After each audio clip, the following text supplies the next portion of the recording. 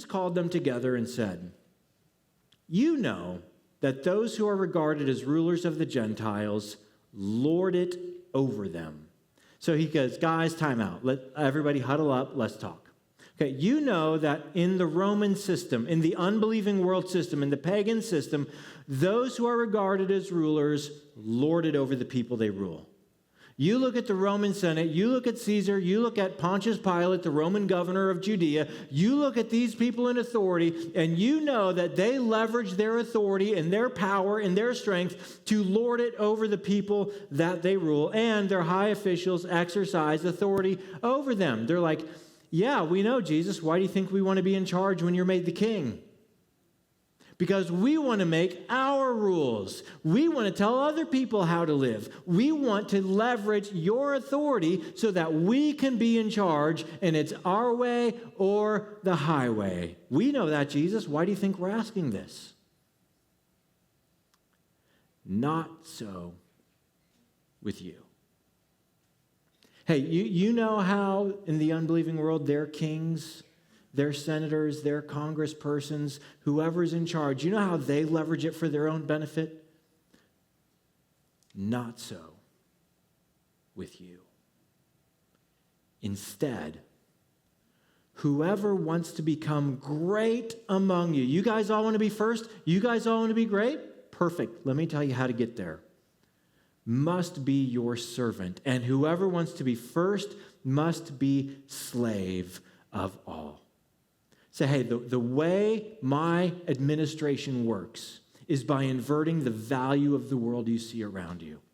And if you want to be closest to me, if you want to be the most important, if you want to be the greatest, here's what that means. It means taking all of your strength and all of your authority and all of your titles and all of your position and leveraging everything you have for the benefit of other people, not for yourself. And this puts us at a crossroad, doesn't it? Because you have authority. You have strength. You have position. You have influence. Maybe it's in the home. Maybe it's at work. Maybe it's in the neighborhood. You have friends. You have influence. And Jesus said, in my kingdom, the way to become great is to take everything you have and you leverage it not for yourself, but for the good of the people around you. Now, what's interesting is that every week, it seems, there's new podcasts released, new articles written. Every few months, there's a new book published on the latest things we learn about leadership in America. And here's the 5 habits of a great leader, or the 7 practices of a leader, or the 3 values of a leader, or the top 8 traits of a great leader. And there's all these things written about great leadership. Well, what's interesting to me is one of the originals in America to do this was Jim Collins. And he did a multi-year study of great businesses. He's written several books about this, like Good to Great. And when he began his research, because he was only looking for data and empirical evidence, he assumed that the best companies in America would be run by charismatic, passionate, extroverted leaders. And what he found couldn't be further from the truth. Here's the conclusion the research led him to. The X factor of a great leader is humility combined with will. Humility. Humility doesn't mean thinking that you're a terrible person or a worthless person or an unhelpful person. It just means you're not thinking of yourself at all. You don't have to think of yourself because you don't have a fragile ego. You're comfortable with who you are and who God made you to be, so you can think of the people around you, the people you lead, whether it's your children or your friends or employees. It's humility. I'm thinking of you, combined with will, a fierce determination to do the right thing that needs to be done, regardless of the cost.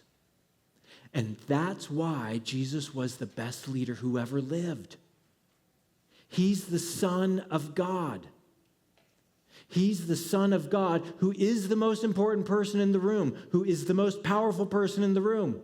Whatever room he walks into, but he never leveraged his strength, his authority, his position for his own good, but always for the good of others. Now, think about how you've seen people in authority over you either leverage this or ignore this for your benefit or for your peril.